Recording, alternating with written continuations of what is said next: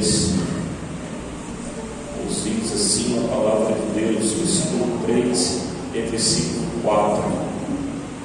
Quem encontrou, diga amém. Amém. Quem não encontrou, diga escola dominical. Nós somos afiados.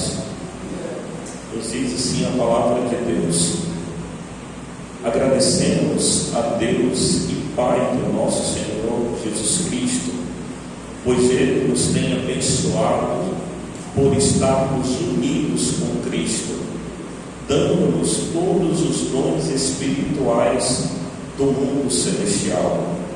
Versículo 4 diz assim: antes da criação do mundo, Deus já nos havia escolhido para sermos dele por meio da nossa união com Cristo, a fim de pertencermos somente a Deus e nos apresentarmos diante dele sem culpa. Quando vamos fazer um estudo mais aprofundado da carta de Paulo aos Efésios, primeiramente nós precisamos entender o contexto em que essa carta foi escrita. Se formos analisar a cidade de Éfeso, era uma cidade que comercialmente ela tinha um nível muito importante, pois era a quarta maior cidade da província de Roma, e era uma cidade que tinha algumas características que eram marcantes naquela cidade até a chegada do Evangelho naquele lugar, na pessoa do apóstolo Paulo, através do apóstolo Paulo. Mas o que caracterizava aquela cidade era o templo da deusa Diana, que estava ali no centro da cidade, e segundo alguns historiadores, o templo tinha 127 colunas e aproximadamente 20 metros de altura. Ou seja, aquela cidade, quando os turistas iam até aquela cidade, o que impressionava eles era a grandiosidade daquele templo. E segundo alguns historiadores, vamos dizer que muitos iam ali para apreciar os espetáculos que ali aconteciam, e também existia um comércio muito forte naquele lugar. Em função da idolatria que existia ali, muitas pessoas iam em busca desses momentos, desses atrativos que tinham ali naquele lugar. Mas um dia o Evangelho chega naquele lugar. E segundo alguns historiadores, vão dizer que os ourives que ali tinham, o comércio que era muito forte que ali começou a entrar em decadência em virtude dos irmãos que iam se convertendo, as pessoas daquela cidade que iam entregando as suas vidas para Cristo, causando um grande problema para a economia daquele lugar. Mas quando nós olhamos para o apóstolo Paulo, quando ele escreve esta carta a esta igreja, é uma das cartas chamadas cartas da prisão. Segundo alguns historiadores, quando o apóstolo Paulo escreve esta carta, ele está preso em Roma por conta do Evangelho. O apóstolo Paulo pelo menos vai 2 vezes àquela cidade, e uma das vezes ele passa um tempo maior, e data-se aproximadamente 3 anos ele vive naquela cidade. Ele conhece os irmãos com muita profundidade, e essa carta nos chama a atenção, porque diferente de outras cartas, Paulo aqui está instruindo os irmãos a respeito de como eles deveriam viver. E esse texto em específico que nós lemos, o apóstolo Paulo vai destacar algo importantíssimo. Ele vai nos trazer, através da palavra de Deus, que nós somos abençoados, recebemos a bênção de Deus pelo fato de estarmos unidos com Cristo. E aqui que eu gostaria de começar a mensagem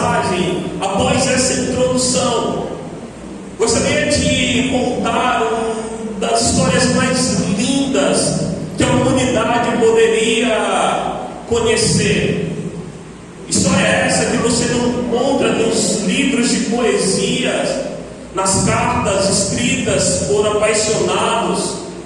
A história da salvação, a história de Cristo. Quando nós olhamos para o projeto inicial, e o apóstolo Paulo vai nos dizer que foi projetado desde a criação, antes da criação, esse projeto maravilhoso, o qual tinha eu e você como parte desse projeto. Jesus, Deus envia o seu Filho, e Jesus, durante toda a sua trajetória aqui na terra, ele realizava milagres, maravilhas. Todas as pessoas que se achegavam até Cristo, elas nunca saíam do mesmo jeito. Todas as pessoas que se aproximavam de Jesus, elas tinham suas vidas transformadas, elas eram abençoadas, elas nunca chegavam a Cristo e saíam da mesma forma como se chegaram até Ele. Eu poderia nessa noite descrever vários e várias pessoas que tiveram um encontro com Cristo, e após o encontro com Cristo, tiveram suas vidas transformadas, foram abençoadas pelo nosso Criador. Glória a Deus. Glória a Deus. Aleluia. Glória a Deus. Foram abençoadas pelo nosso Criador. Sem falar de Bartimeu, que um dia estava à beira do caminho e começa a clamar a Jesus. Ele começa a gritar: Filho de Davi, tenha misericórdia de mim. E as pessoas começam a dizer: o mestre não vai te ouvir, o mestre não vai te atender. E Jesus para e diz: o que queres que eu te faça? Ele disse: eu quero ver. Ele disse: veja, tua fé te salvou. E durante toda a sua trajetória, Jesus, ele foi espetacular. Flávio José, ele vai trazer uma descrição de Jesus, que era um que, quando falava, as multidões paravam para ouvi-lo. Sempre quando alguém se aproximava de Jesus, as pessoas ouviam Jesus por hora, porque ele tinha algo de muito diferente. Mas durante toda a sua trajetória de fazer o bem, ele veio com um propósito muito específico. Durante muito tempo as pessoas acreditavam e falavam que os judeus, os romanos, vieram e mataram a Cristo, que fizeram uma trama para matar Cristo. Mas eu gostaria de dizer para você que Jesus, quando vem à terra, ele já vem com o objetivo de cumprir uma missão. A morte de Jesus na cruz do Calvário não é algo que pega Deus de surpresa, mas é algo que já tinha sido preparado. Era um projeto que foi muito bem arquitetado, e eu gostaria de dizer nessa noite que você faz parte desse projeto. E quando Deus está arquitetando esse projeto, quando Deus está planejando, você estava lá nesse projeto. E aí Jesus, quando ele fazendo a sua missão, um dia Jesus é preso. Uma das coisas me chama a atenção, porque quando prendem Jesus, quando vão sentenciar Jesus, eles têm dificuldade. Leva para Pilatos. Pilatos diz: eu não tenho do que acusar esse homem. Leva para Herodes, a mesma coisa. Jesus fica indo de um lado para o outro, e as pessoas não encontram motivos para condená-lo, porque Jesus não tinha culpa, Jesus não tinha pecado, Jesus era inocente. Jesus, em toda a sua trajetória, ele não fez nada que contrariasse as leis, nada que fosse contra os princípios divinos. Tanto que eu comentava no trabalho essa semana com um grupo de pessoas, e eles todos, sem conhecer a Cristo, eles olharam para mim e diziam diziam assim: por que você conversa conosco? Por que você gosta de vez em quando estar nos dando conselhos? Você conhece as nossas práticas? E eu disse para eles: eu estou cumprindo aquilo que Jesus me mandou. E é isso que foi que Jesus mandou. E aí eu comecei a falar de Jesus e falar de quando a missão de Jesus era um propósito muito específico, que é salvar o homem, salvar a humanidade. E quando colocam Jesus de um lado para o outro, não tem o que condenar. Levam Jesus, e aqui é uma das histórias que eu acho mais interessante. Colocam Jesus ali diante de uma multidão. Multidão essa que estava, de uma certa forma, com os nervos muito acalorados. Uma multidão que estavam ali com um objetivo bem específico, que era de condenar o Salvador. Jesus está ali diante daquela multidão, e por ocasião da Páscoa, um dos prisioneiros deveria ser solto.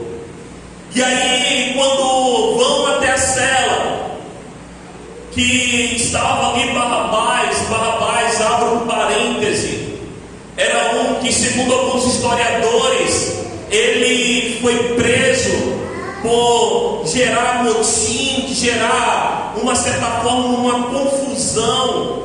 E alguns chegam a afirmar que ele foi acusado de um assassinato.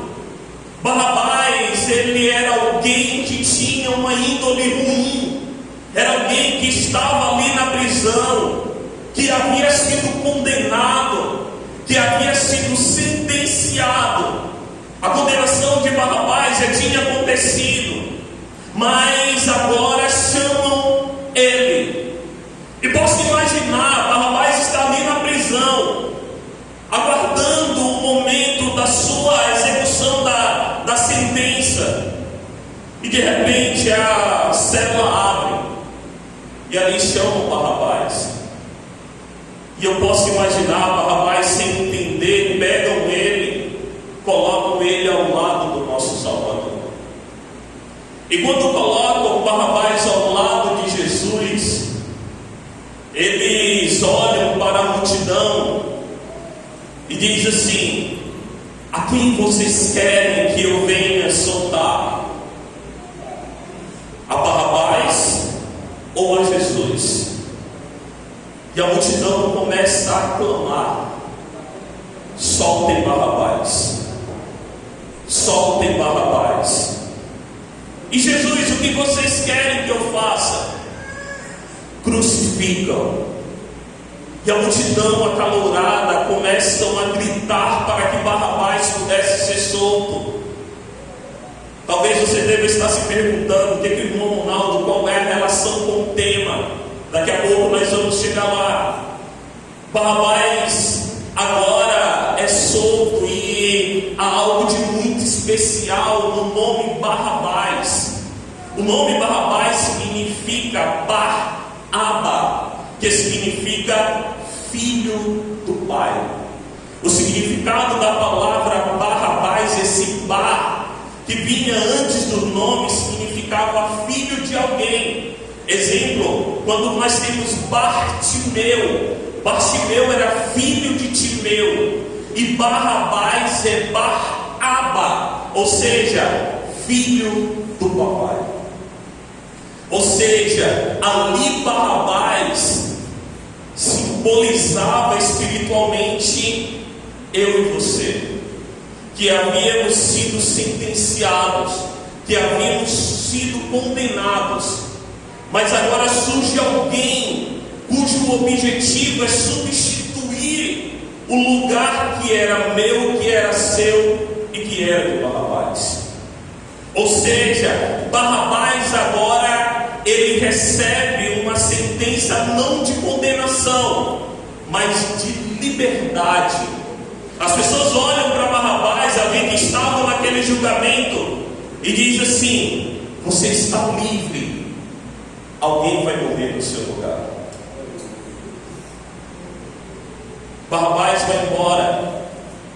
Jesus agora substitui o lugar de Barrabás.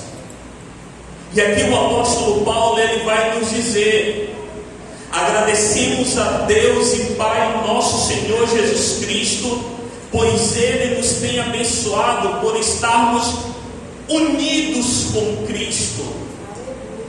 A palavra do Senhor vai nos dizer que Ele veio para o que era os seus, mas os seus não receberam. Mas todos aqueles que o receberam, deu-lhes o poder de serem feitos filhos de Deus. Nós somos o filho da adoção. Eu e você passamos a estarmos unidos a Cristo, unidos a Deus, por intermédio de Jesus Cristo. E quando eu olho para tudo isso, me chega a causar constrangimento, porque quando eu olho para a nossa história, não é compatível onde nós estamos hoje com as nossas práticas. Eu não sei os irmãos, mas a primeira vez que eu entrei na igreja, irmão Domingo, eu entrei só uns pedaços. A primeira vez que eu entrei na igreja, os irmãos me convidavam, eu dizia: não, eu não quero esse negócio de ser crente. Mas um dia a minha vida foi levada ao fundo do poço. E eu lembro como se fosse hoje, ali na cidade de Caxias, de onde eu sou natural. Eu entrei ali pelas portas da igreja, todo despedaçado. Eu entrei angustiado. As pessoas olhavam para mim, a minha mãe chegou para mim e disse: maldito seja o dia do teu nascimento. Você é um filho que só me dá tristeza. Eu não culpo ela, mas aquele era o meu estado. Mas foi nesse momento que o Senhor e Salvador Jesus Cristo olhou para a minha vida e disse: eu vou te salvar, eu vou te tirar desse mundo. Ou seja, quando eu olho para tudo isso, eu lembro que o mérito não é meu, o mérito é daquele que nos chamou. Ou seja, se nós somos abençoados, se nós somos agraciados, se hoje nós temos uma nova vida, o mérito não é nosso. Eu louvo a Deus pela vida do vocal, os irmãos estão muito belos e cantaram muito bem, mas isso tudo é graças a Cristo. É fato de nós estarmos ligados a Ele. Uns dias atrás, eu acompanhando ali no interior, eu achei muito interessante. Alguns irmãos ali trabalham com o processo de enxertia, ou seja, a planta enxertada. E eu fiquei impressionado com aquele processo. Ele corta uma planta, corta ali mais ou menos no meio da planta, e pega um outro galho que estava ligado a uma outra planta, e ali eles fixam naquela planta, na nova planta.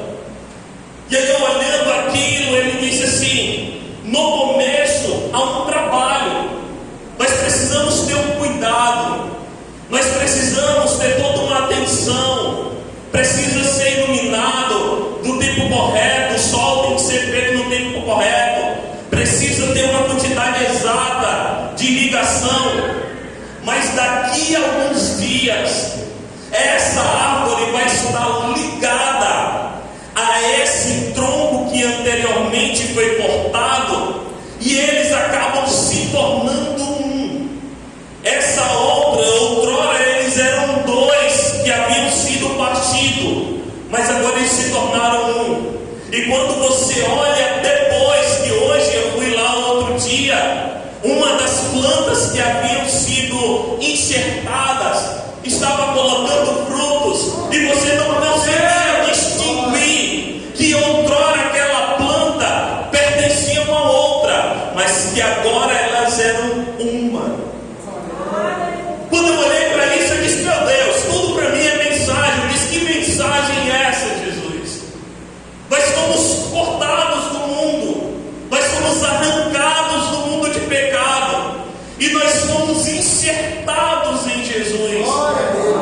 Se nós damos frutos, é porque nós estamos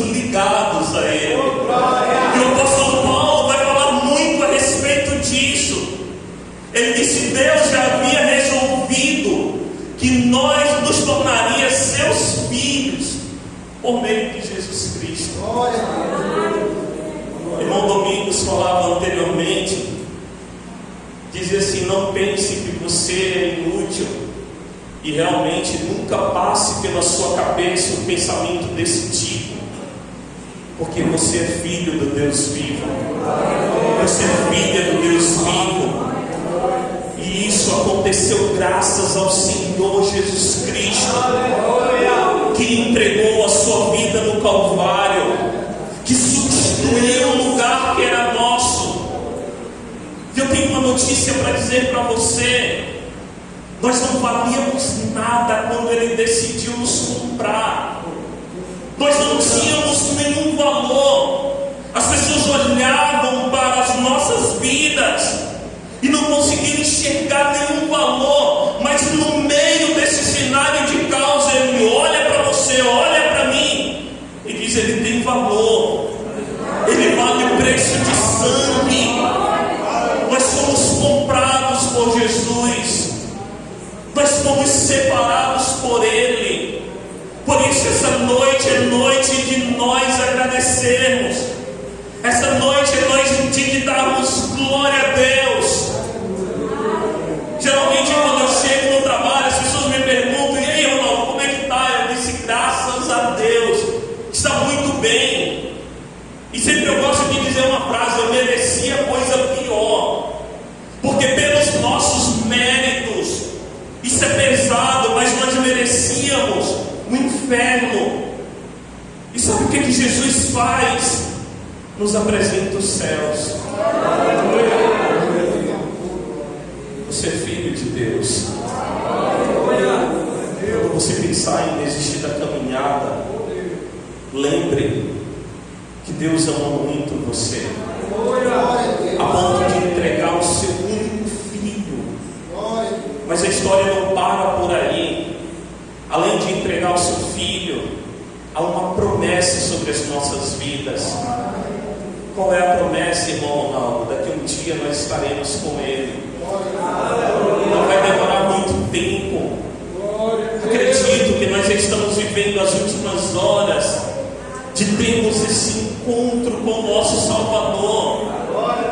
Ou seja, olha o privilégio, não valíamos nada, fomos arregimentados por Ele, nós fomos adotados por Ele, e além de sermos adotados por Ele, nós iremos morar junto com Ele. Essa noite é noite que você sair daqui com a cabeça erguida e dizendo: eu sou filho de Deus, eu sou filha de Deus. A casa que você mora, vai ficar aqui, você só está de passagem, porque a sua morada é lá ao lado dele. Por isso o apóstolo Paulo vai nos dizer: pois Ele nos tem abençoado por estarmos unidos a Cristo, dando-nos todos os dons espirituais do mundo celestial. Fiquemos em pé nessa noite com a permissão do Deus. Vamos agradecer a Deus pelo fato de um dia termos sido comprados por um alto preço. Essa noite é noite de gratidão. Essa noite é noite de nós agradecermos. Essa noite é de olharmos para a cruz e lembrarmos que aquele era o nosso lugar, mas Ele foi e substituiu-nos. Senhor Deus, Pai de infinita misericórdia e graça, Senhor, nós te agradecemos nessa noite, Pai, por um dia termos sido comprados, por um dia, Pai, termos sido separados pelos